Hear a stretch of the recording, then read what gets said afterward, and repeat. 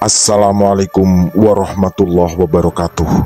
Selamat jumpa kembali sahabat-sahabat viewer dan subscriber channel Tita Misteri. Kali ini kami akan membawakan sebuah kisah misteri dengan judul Tersesat di Alam Gaib. Selamat mengikuti.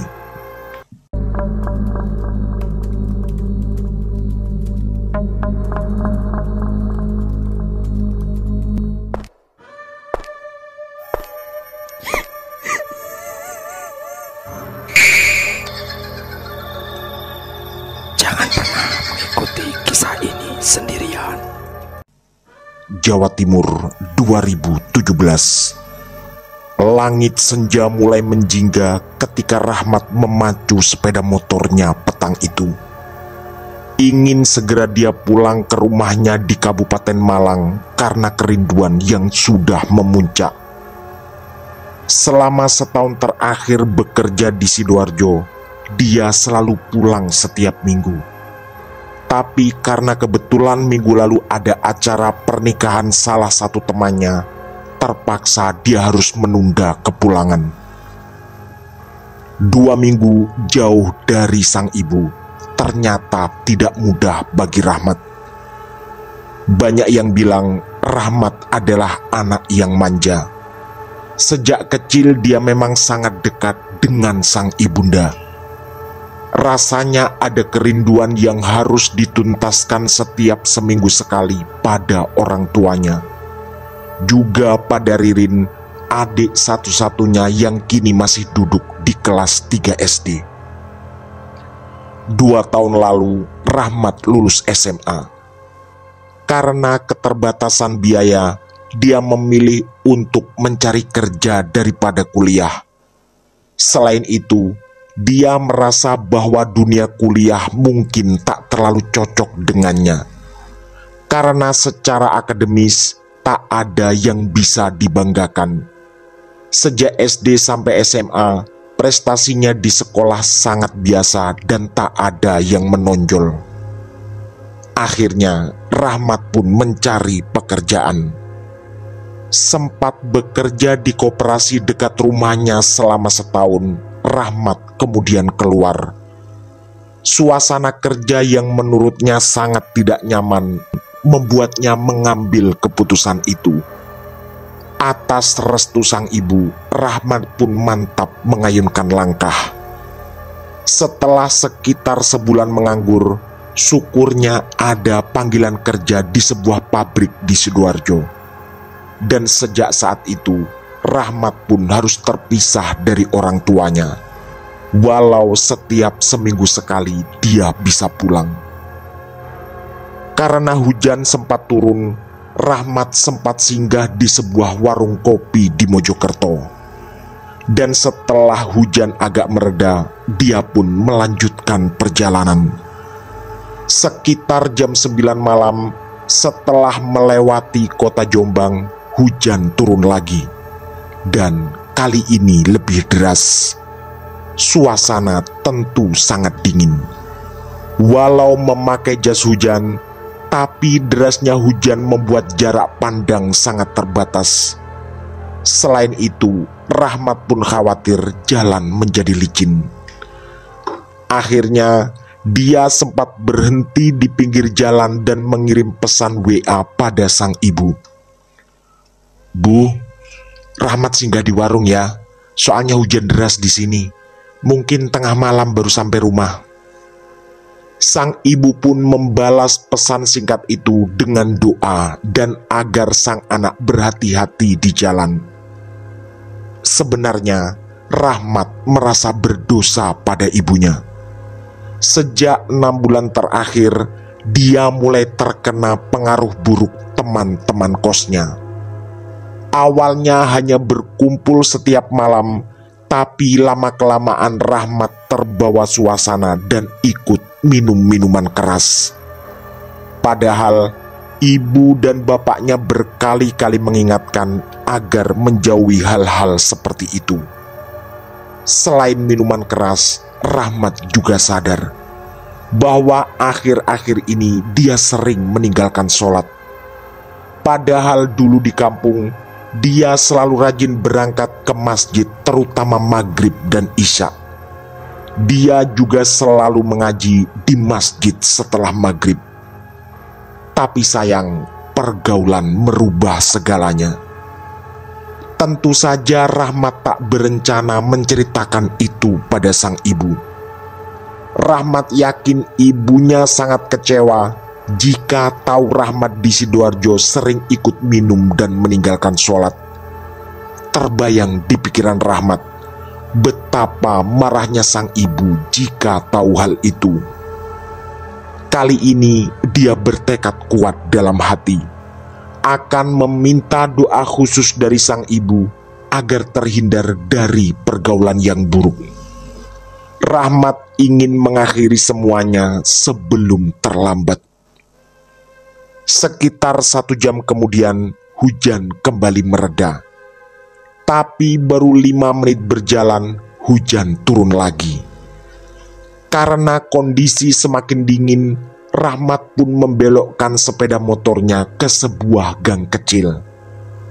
Derasnya hujan yang tiba-tiba membuatnya tak berani terus berada di jalan raya.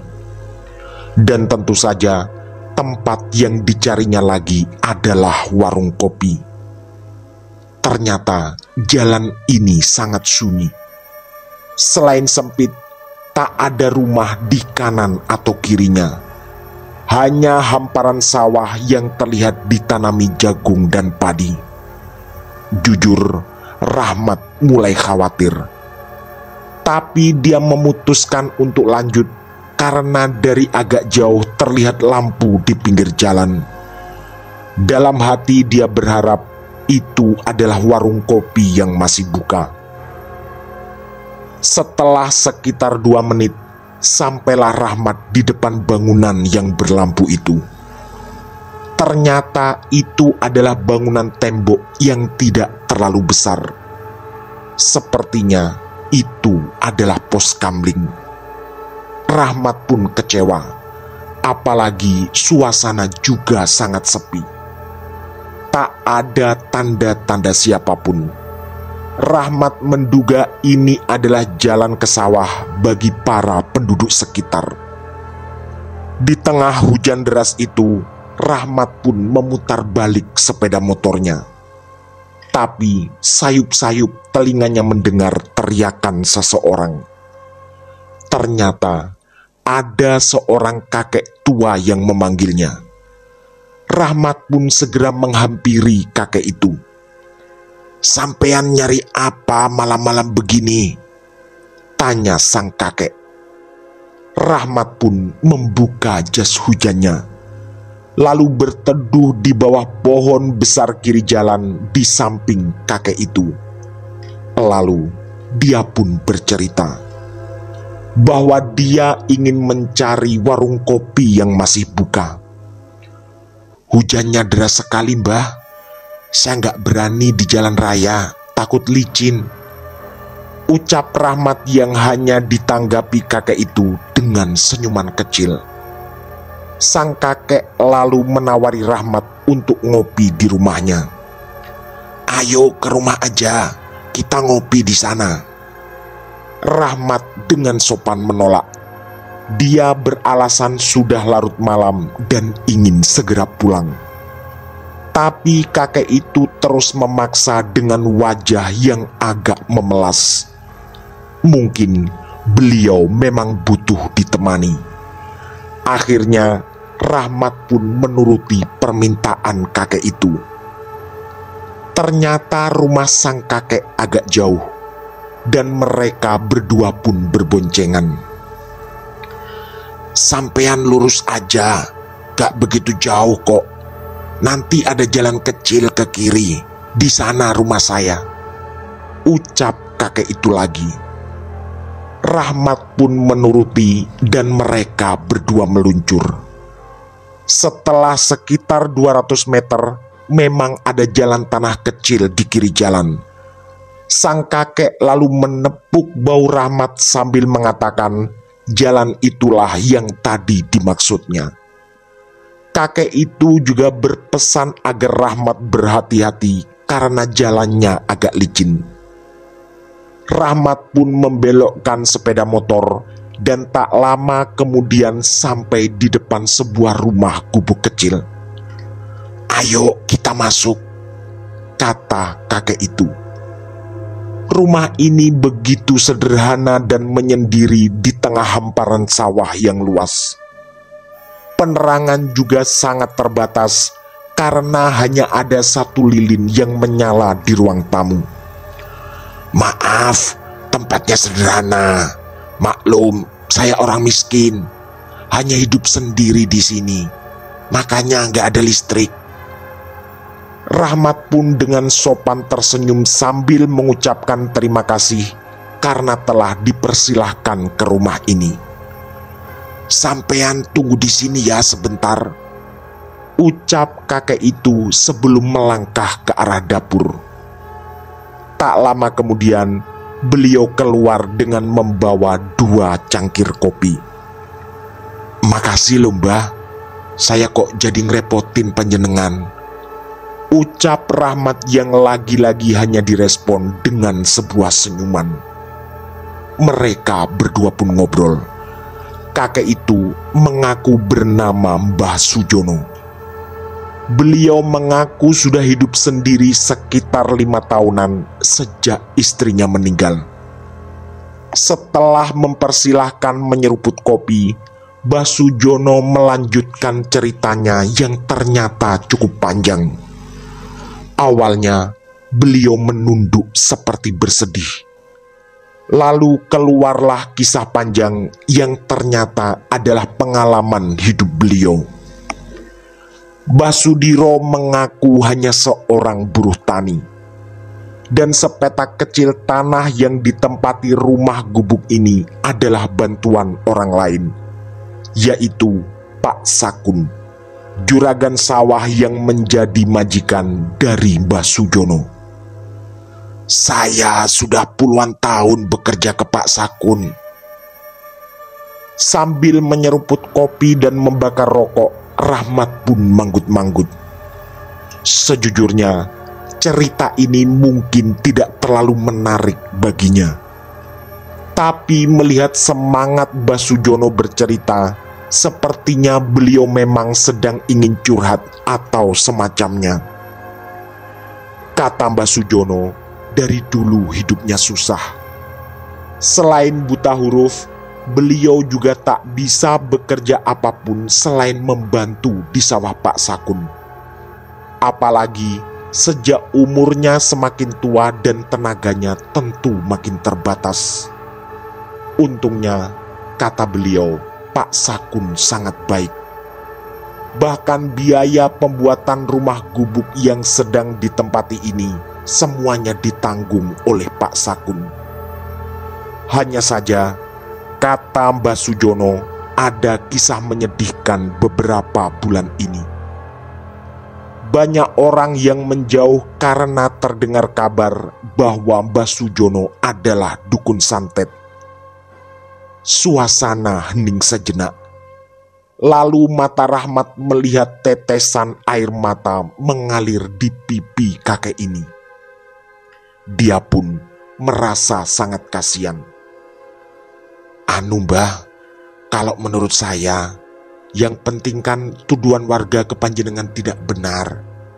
Jadi nggak perlu terlalu dipikir, biar panjenengan nggak sakit hati," ucap Rahmat yang segera dilanjutkan dengan permintaan maaf jika saja kalimat barusan terkesan menggurui. Mbah Sujono tetap menangis, lalu mengeluarkan kalimat yang mengejutkan. Beliau mengaku dulu memang adalah dukun santet. Rahmat pun terbelalak mendengar itu. Menurut Mbah Sujono, ada 3 orang yang pernah minta bantuan jasanya, dan semuanya berhasil. Hanya saja, kata Mbah Sujono, semua orang yang disantetnya tinggal di tempat yang jauh. Beliau juga mengaku tak tahu dari mana kabar yang beredar sampai banyak orang tahu tentang hal itu. Lalu Mbah Sujono menangis lagi. dan kali ini bahkan suara tangisannya cukup keras. Cerita lanjutannya ternyata tak kalah memilukan. Kata Mbah Sujono, istrinya meninggal pun karena masalah santet. Dengan kemampuan penerawangan gaibnya, Mbah Sujono meyakini bahwa sang istri telah menjadi korban santet, atau lebih tepatnya santet yang dikembalikan padanya. Karena Mbah Sujono tidak mempunyai anak, mulai saat itu beliau hidup seorang diri di rumah ini. Rahmat menghela nafas karena kasihan pada orang tua ini. Walau dirinya mulai khawatir karena kakek yang mengajaknya ngopi adalah tukang santet. Tapi Mbah Sujono mengaku sama sekali tak ingin membalas, karena merasa sadar bahwa ilmu santetnya pun sudah memakan beberapa korban. Mungkin memang sudah takdir saya, Dek. Jadi saya harus ikhlas, ucap Mbah Sujono dengan suara bercampur tangis. Kemudian Mbah Sujono melanjutkan dengan banyak nasihat. Kamu kan masih muda, jangan sampai cari kerja yang gak halal. Jangan suka mengambil hak orang lain. Jangan gampang terbawa pergaulan yang tidak baik. Jangan durhaka pada orang tua, dan jangan sampai tinggalkan sholat. Rahmat pun menunduk. Dia sadar nasihat Mbah Sujono sangat mengena, terutama masalah pergaulan dan sholat. Tak lama kemudian Mbah Sujono menguap berkali-kali. Sepertinya kakek ini sudah mengantuk. Rahmat pun segera pamit. Saya mau pulang ya Mbah, biar panjenengan bisa istirahat.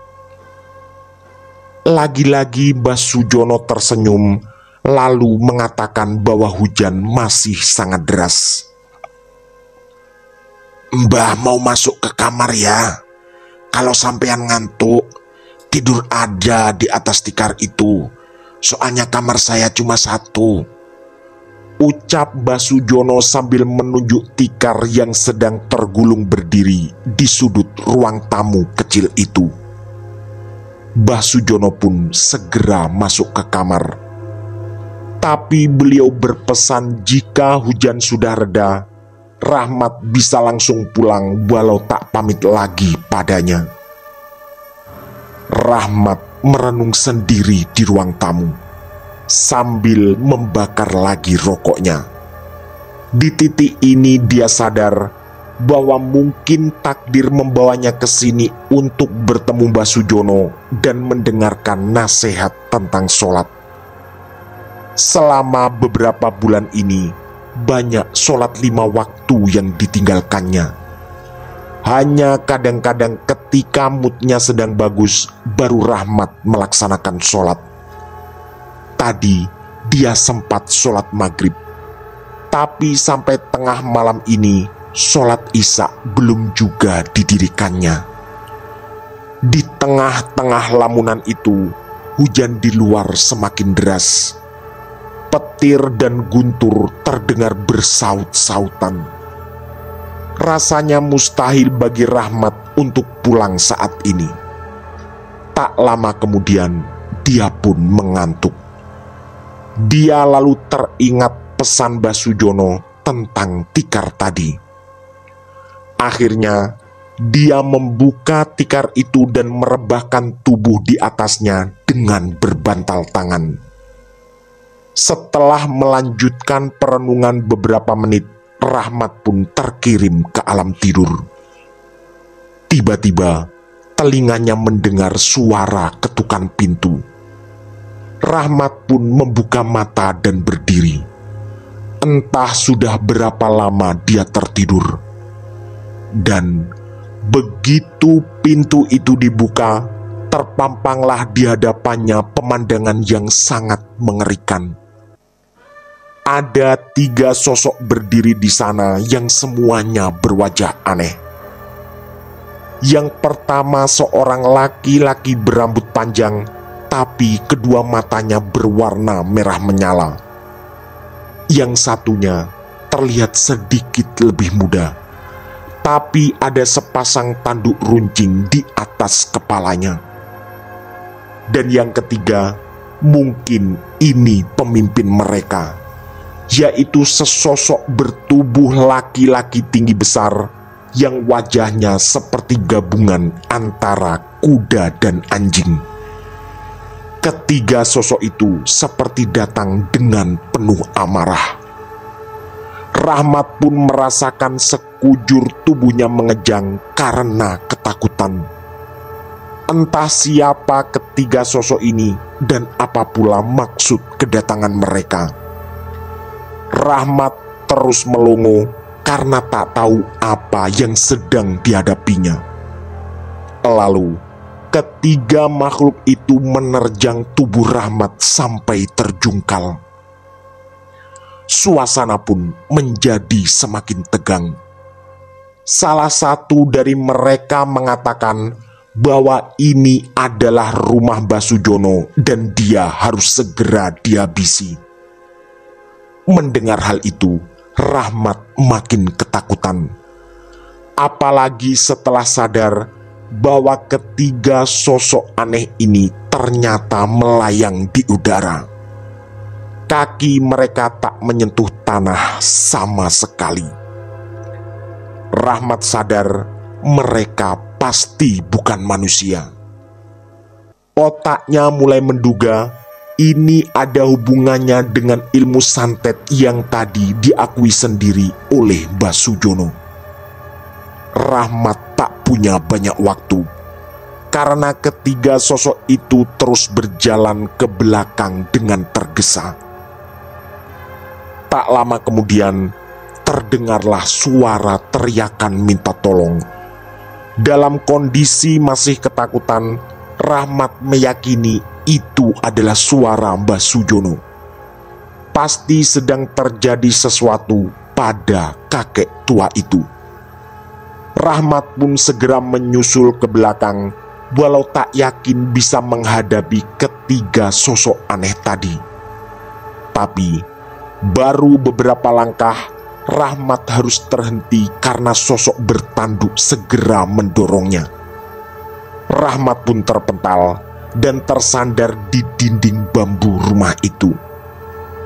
Sesaat kemudian, matanya melihat Basujono merangkak keluar dari dalam kamarnya sambil terus berteriak. Tapi kali ini bukan meminta tolong, melainkan meminta agar Rahmat segera menjauh.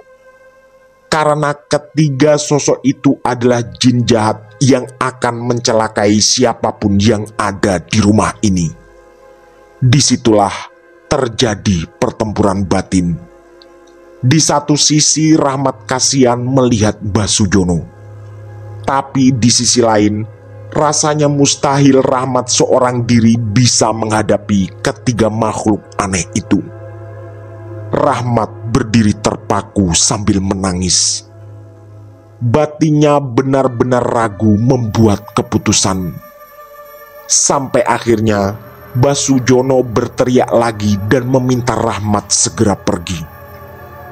Tak lama kemudian, ketiga makhluk itu muncul bersama-sama. Dan wajah ketiganya semakin menakutkan.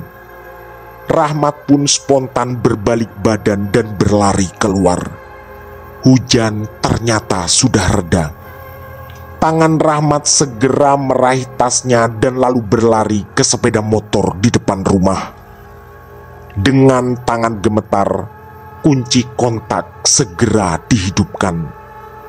Berhasil dan lampu motor pun menyala. Tapi sayang, entah kenapa mesin tak bisa dihidupkan. Rahmat sadar situasi sedang sangat berbahaya. Salah satu makhluk yang bertanduk pun berhasil mengejarnya. Lalu makhluk itu menendang tubuh Rahmat dengan kuat Rahmat terpelanting dan dia pun pingsan. Rahmat tersadar ketika air hujan jatuh di pipinya. Dia pun segera bangkit berdiri. Tapi suasana sungguh berbeda. Dengan bantuan sinar rembulan, terlihat sepeda motor di sebelahnya. Dan ini yang mengejutkan. Tak ada tanda-tanda rumah satupun di sana. Padahal dia ingat betul. Tadi diajak ke rumah Basujono dan bahkan minum kopi serta ngobrol di sana. Otaknya juga masih mengingat kejadian ketika ada 3 makhluk aneh yang menyerang Basujono. Rahmat segera mengambil HP di saku celananya. Dinyalakannya senter dan ini yang membuatnya makin terkejut. Ternyata dia duduk di atas tanah dan di tengah areal pekuburan. Begitu senter HP agak diarahkan ke bawah, Rahmat pun terbelalak. Ada sebuah batu nisan putih yang tampak kusut. Dan tertera di sana sebuah nama, yaitu Sujono. Rahmat pun makin panik dan dia segera menghidupkan mesin sepeda motor. Untungnya kali ini berhasil. Segera dia memacu sepeda motor dan mengambil arah ke kanan menuju jalan raya.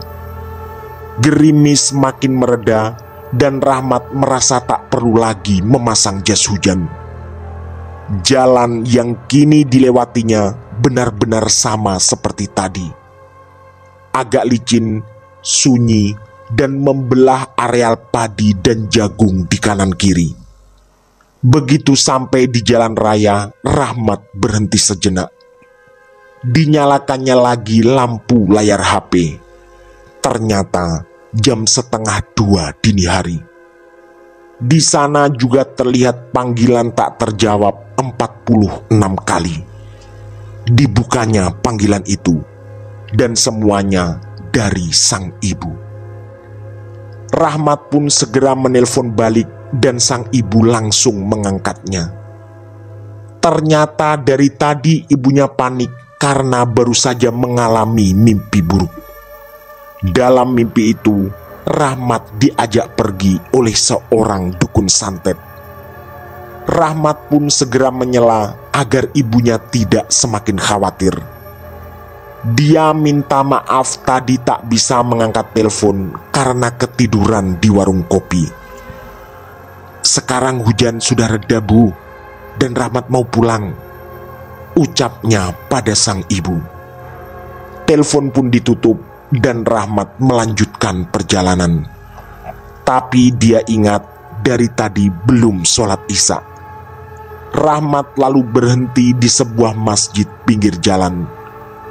Setelah sholat, dia berusaha mengingat semua peristiwa aneh tadi. Juga mimpi sang ibu yang baru diceritakan. Rahmat pun menyimpulkan, tadi dia terbawa ke alam gaib hingga ditemui makhluk yang mengerikan. Dalam hati, dia juga bertanya, siapa sebenarnya Basujono?